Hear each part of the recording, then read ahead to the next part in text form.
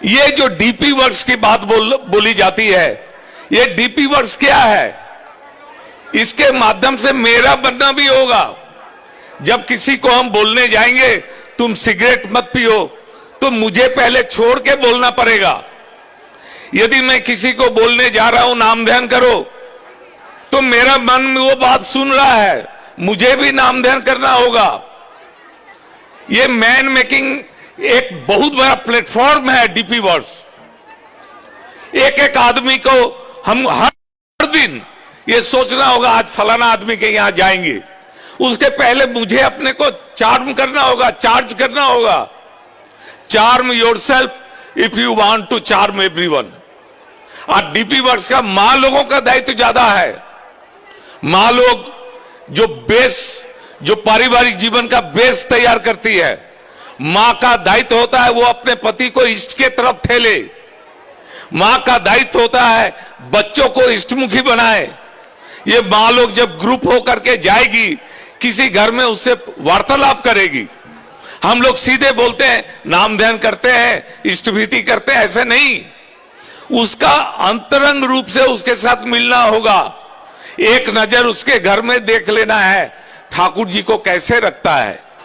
बहुत सारे देवी देवताओं के बीच में ठाकुर को रखा है क्या? तब उसको अलग से कैसे रखना होगा बाद में आके समझाना है। उसका सुख दुख दर्द की बात सुनना होगा। ठाकुर जी कहते हैं दयाल बोल करके कोई जब आर्तनाद करता है तो आकाश के दयाल को, फोटो के दयाल को नहीं पुकारता है, वो तुम्हारे अंदर जो दयाल स्थित है उनको वो पुकारता है। इसलिए उसके सुख दुख का साथी बनना होगा।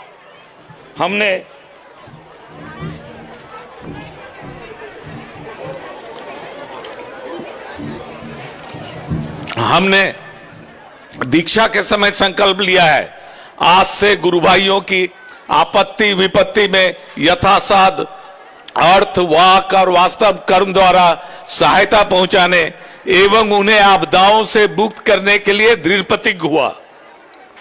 दीक्षा के बाद इस बात को हम कितना बार स्मरण रखते हैं? कितने गुरु भाइयों के आपत्ति विपत्ति से मुक्त होने के लिए हमने क्या किया है? ये डीपी वर्क्स उसको सचेत कर देता है। कोई रास्ता नहीं है मंगल का बिना दूसरों का मंगल किए हुए।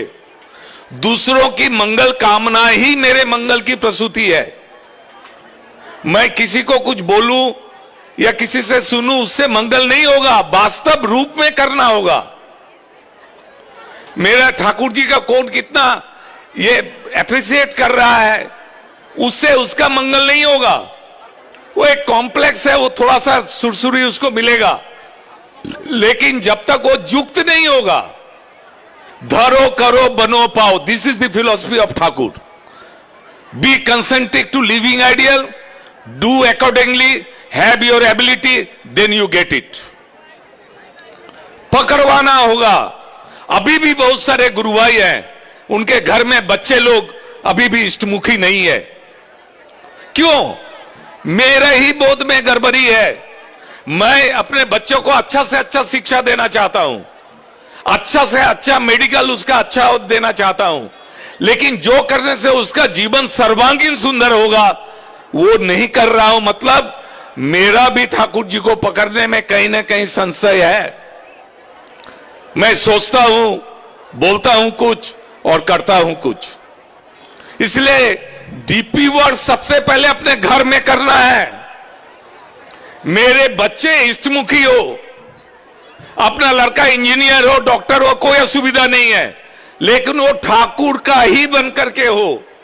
फर्स्ट वो ठाकुर जी का बने, फिर वो दूसरा बने, तभी मंगल है। आज जो परिवेश परिस्थिति आ रही है, मेरा लड़का भी इंजीनियरिंग में एडमिशन ले लिया। मैं उसे बोला मैं नहीं कभी चाहता तुम इंजीनियर डॉक्टर बनो, तुम ईस्ट को लेकर के 4th जनरेशन चलोगे। और उसको मैं उत्सव में खड़ा कर दिया, जाओ ठाकुर जी का बात बोलो, और वो ठाकुर जी का बात बोलो। हर आदमी को अपने बच्चे बच्चियों को इस तरह से प्रेरित करना होगा कि एक आदमी डीपी वर्क्स में कि घर के जो एक हेड आदमी ही नहीं जाएंगे, बच्चे जाएंगे, मां जाएंगे, सब लोग मिलके जाएंगे। अरे this is the ultimate source of being and becoming. हम लोगों का दायित्व बहुत है। हम लोग मंदिर में कुछ देर के लिए मुग्ध हो गए, ठाकुरबाड़ी गए कुछ देर के लिए मुग्ध हो गए, उत्सव में गए कुछ देर के लिए मुग्ध हो गए, ऐसी बात नहीं है। पूरा समाज, पूरा मानव समुदाय हम लोगों के ऊपर डिपेंडेंट है, क्योंकि Shri Thakur is the fulfiller, the best of each and every individual of this universe. इसको रियलाइज करना होगा हमको, और इस रियलाइजेशन के लिए उन्होंने जो जैसा बोला है, यजन याजन इष्टभीति सुस्तेनि सदाचार, इक्विप्ड होना होगा। आप लोग देखें कोरोना काल में कैसा दिन बीता है।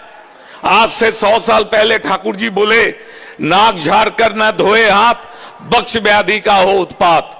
नाक मुख में उंगली दिए तत्क्षण उसे धोना ही है, नहीं तो मनुष्य को कुटिल रोग के हाथ न सोना ही है।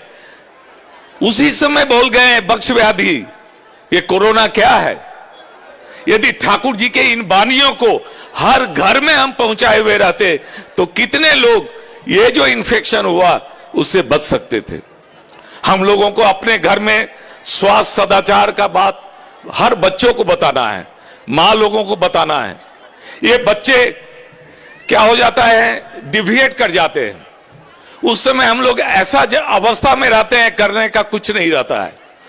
बचपन से ही मां को उचित है कि बच्चे पिता के लिए करे, पिताजी जूता पॉलिश करे, पिताजी का पैर दाब दे, पिताजी कहेंगे मां का सेवा करो। डेली एक्टिविटीज होना चाहिए। दैट इज मातृभीति पितृभीति। ये these are the small activities. इसको हम जनरेट नहीं करने से वो आदमी अच्छा नहीं हो सकता। इसीलिए ठाकुर जी बेसिक जो चीज बोले हैं उसको हम लोगों को करना है, अपने घर में इंप्लीमेंट करना शुरू करना है, अपने बच्चों में इंप्लीमेंट करना है। ये जो हम लोग बात बात में क्या होता है, दाम्पत्य जीवन में पति कुछ बात बोले, मैं पत्नी काट दिया है, अखन होवे ना, पत्नी कुछ बात बोले, की बोल छे तुम, ऐसे चिल्ला कर दिए, बच्चा देख रहा है।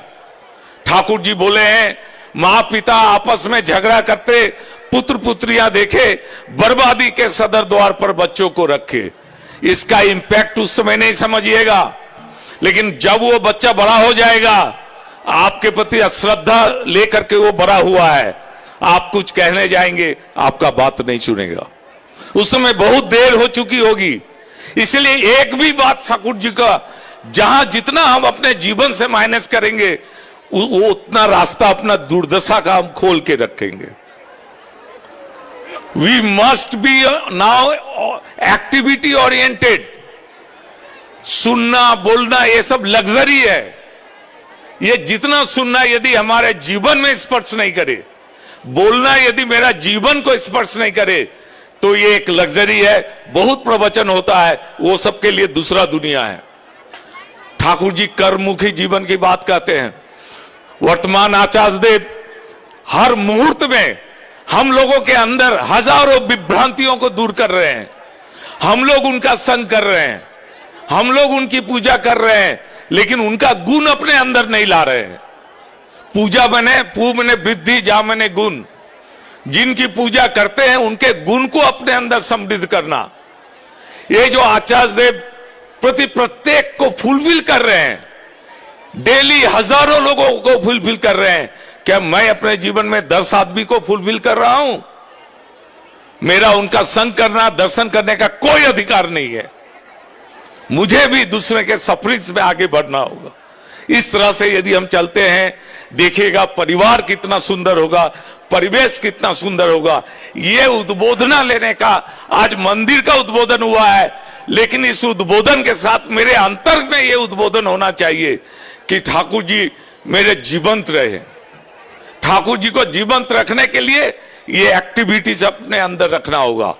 तब हम जब ठाकुर के पास जाएंगे, ठाकुर खुश होंगे। एक दिन श्री दादा बोल रहे थे,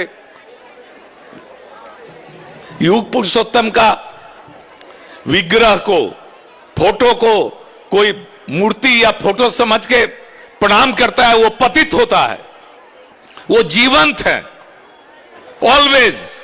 मुझे बचपन में पूज्य अविंदर का बचपन का याद है।